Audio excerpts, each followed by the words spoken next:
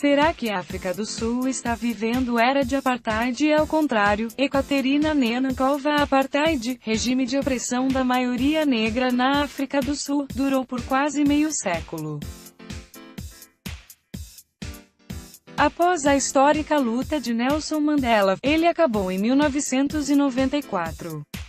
Entretanto, em sua viagem ao povoado de Afrikaneris perto de Pretória, Clairefontaine, a Sputnik Brasil evidenciou que os padrões de segregação racial parecem continuar existindo no país. O povoado, que acolhe cerca de 1.500 boeres, faz questão de preservar sua herança cultural e sua língua que, sendo um dos principais idiomas da África do Sul, está ficando cada vez mais ausente dos cursos escolares e universitários. Evidentemente, Clairefontaine é uma comunidade criada por Afrikaners e para Afrikaners. A respeito disso, ela não deixa de suscitar acusações de racismo nos veículos de comunicação, especialmente de orientação liberal. Porém, segundo nos conta Dani de Beer, membro do Conselho de Administração do povoado, os princípios que gerem a admissão de novos membros à comunidade têm a ver meramente com fatores culturais e valores compartilhados. Quem pode viver em Clairefontaine? Dani afirma, sim, a Clairefontaine não chega a qualquer um, inclusive por questões de segurança. O processo de venda e aluguel das vivendas é controlado pelo Conselho de Administração, e nessa etapa é crucial entender, em primeiro lugar, as ambições do candidato a residente. Se sua primeira resposta for, realmente odiamos os negros, diremos, desculpa, não é uma boa razão. Se sua segunda resposta for, parece barato, sim, ok, e que mais, eu realmente me identifico com os afrikaners, a língua afrikaner é importante para mim, a cultura afrikaner é importante para mim, gostaria de criar meus filhos em um ambiente seguro em meio a afrikaners, essas são as respostas certas, explica o entrevistado. Embora o processo de admissão à comunidade seja minucioso, a administração faz questão de a alargar o mais possível, aliás comprando as propriedades que aparecem à venda por perto e mantendo o preço de compra e aluguel em patamares bem baixos. Isso, na opinião dos habitantes de Clairefontaine, os ajuda a preservar suas terras e se protegerem das tentativas de expropriação e ataques de fora. Direitos autorais. Sputnik, Ekaterina Nenankova. Monumento ao ex-premier sul-africano, Hendrik French Verwoerd, em Clairefontaine. Vendíamos 1 hectare de terra por €2.000, mais de R$ 8.700, no início, apenas para fazer as pessoas ficarem aqui, especialmente os afrikaners. A motivação era para apenas chegarem e ficarem aqui, pois quando você está em uma propriedade as chances de alguém vir e invadi-la são menores, narra Dani. Direitos autorais. Sputnik, Ekaterina Nenankova. Negros descarrem um caminhão com produtos encomendados, em Clairefontaine. Contudo, durante nossa excursão evidenciamos que os boatos assegurando que um negro não entraria em Clairefontaine não tem nada a ver com a realidade. Por exemplo, em uma das ruas trabalhadores negros estavam descarregando um caminhão com produtos encomendados. Dani conta, claro que para tais tarefas seria simplesmente inconveniente e irracional parar um veículo na entrada e enchê-lo com afrikaners.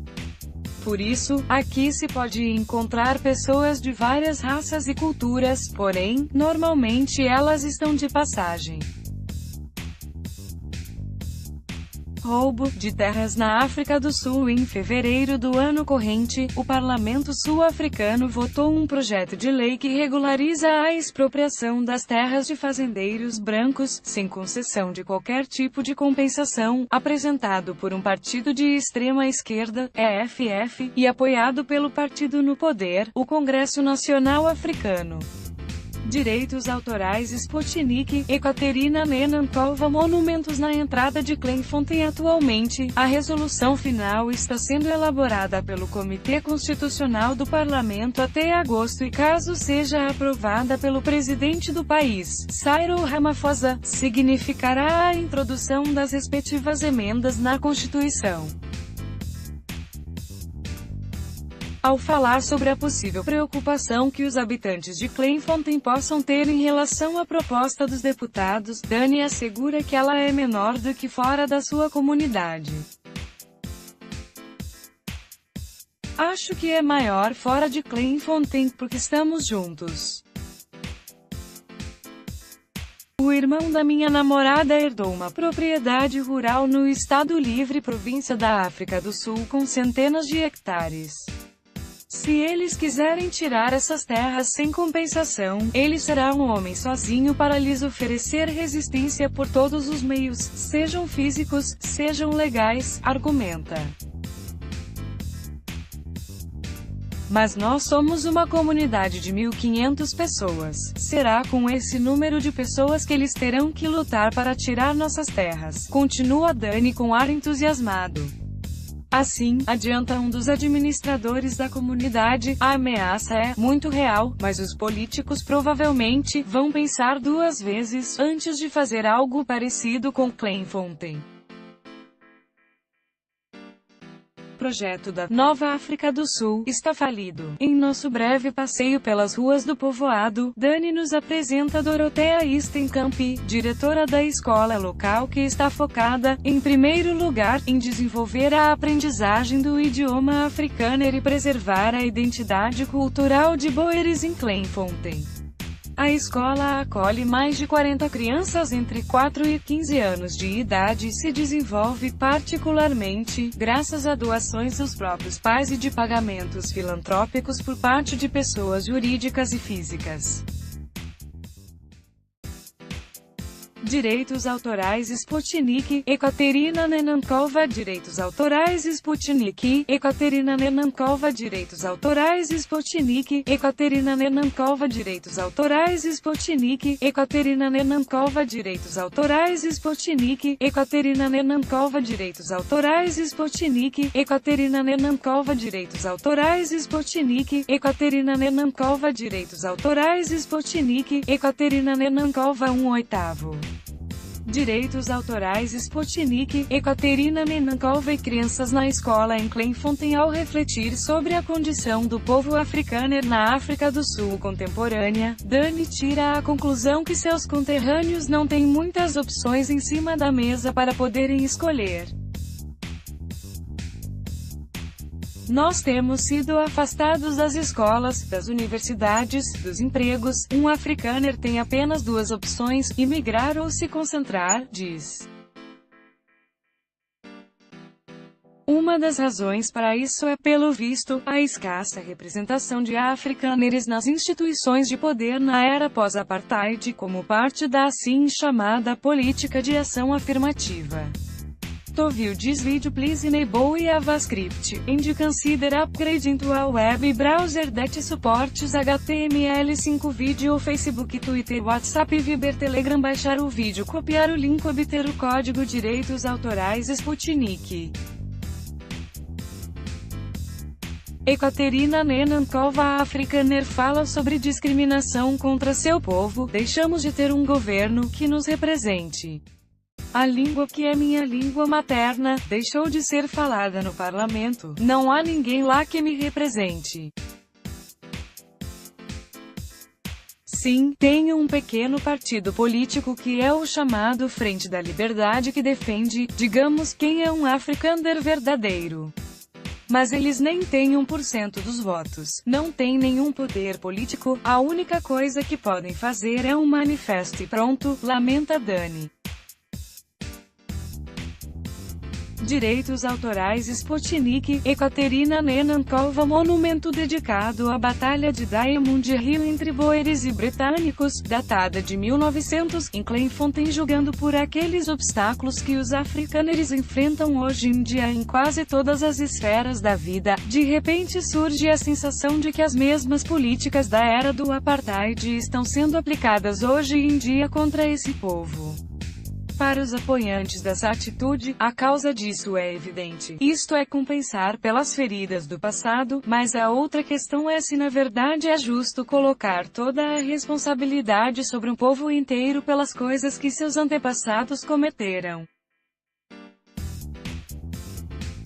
Se a pergunta for, será que um africaner realmente se sente assim tão ameaçado aqui na África do Sul? A resposta seria, certamente. Você pode ser assassinado em sua propriedade, você é rejeitado em oportunidades de emprego simplesmente por ser branco, sua língua está ameaçada nas universidades, nas escolas. O governo não pagaria por uma escola africaner, eles a fechariam, explica o nosso interlocutor. Em consequência disso, Dani tem certeza, a visão do país promovida pelos combatentes pela democracia e unidade, liderados por Madiba, hoje em dia está completamente transtornada. Quando a época do apartheid terminou, a visão que Mandela tinha de uma África do Sul próspera e unida, onde todas as culturas coexistissem de modo pacífico, é um mito. Não aconteceu, desabafa, o racismo ao contrário na África do Sul é inédito. Mas o foco em Clairefontaine é tentar se alienar do assunto racial e se ligar mais aos assuntos culturais, adianta o nosso interlocutor. Além disso, falamos com Dani sobre o porquê da ausência de apoio aos africaners, que são descendentes de holandeses, por parte dos países europeus, em primeiro lugar da Holanda e da Bélgica, sendo que estas partilham a mesma herança cultural. Parcialmente, eles reagem, mas o mero fato de nós sermos uma nação homogênea e termos pele da mesma cor torna esse assunto racista, responde Dani. Contudo, eu acho que cada vez mais pessoas na Europa estão ficando conscientes de que isto é de fato um genocídio cultural. De repente, os cidadãos holandeses começaram a dizer: são pessoas que fazem parte do nosso povo, os africaners são nossos descendentes. Acrescenta: não perca outras reportagens sobre a viagem a Clairefontaine na Sputnik Brasil.